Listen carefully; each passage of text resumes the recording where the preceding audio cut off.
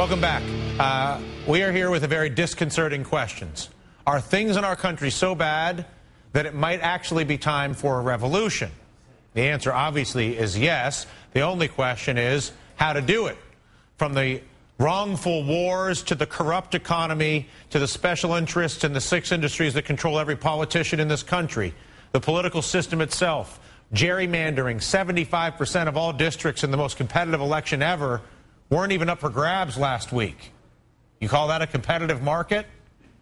To clear our dire problems may require even more drastic solutions, and our next guest, cartoonist and author Ted Rall, targets the day-to-day absurdities of Washington through political cartoons printed in newspapers across the country, but now he's tackling something bigger, the need for real change and real action, perhaps even through violence, or at least the threat thereof. It's the subject of his new book, The Anti-American Manifesto. Ted, nice to see you. What do you mean with that title? Well, the title's partly in jest. Obviously, I am American, I love America, and the point is to save America. I wanted to own the title because I thought that's what the other side is going to call any call to change the system entirely. If you were to look at the way government changes, the political process being the most preferable, although sometimes viewed as totally ineffective or destructive, the bond and financial markets, which is certainly an opportunity for those to intervene over the next couple of years in this country and force meaningful reformation, passive resistance, and then the end game being violence. Why do you go to your book to the category 4, if you will, government change, which is violence?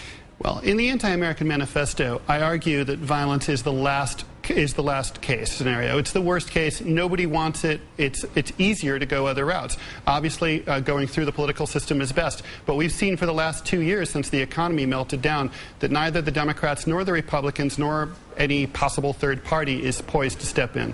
We know that the financial markets are getting increasingly monopolized and are in bed they're with an extracting machine. And they're in bed with the duopoly. Right. And you know, as you showed at the opening of the hour, with the 1% of the country owning 24% of the income, and it's just getting worse, that process is just going to accelerate. In terms of passive resistance, the American left has been very peaceful since the early 70s, since the Kent State shootings. And where has it gotten us? Millions of people marched against the war in Iraq.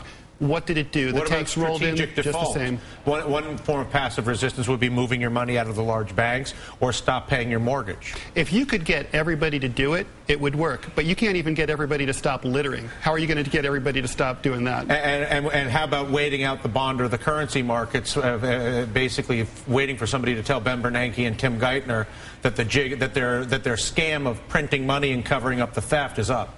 Part of the problem is we don't really have time to wait. We've got a real unemployment rate of almost 20%. Yep. The economy is in deep trouble. People are getting thrown out of their homes, over 10 million of them. The planet's in trouble.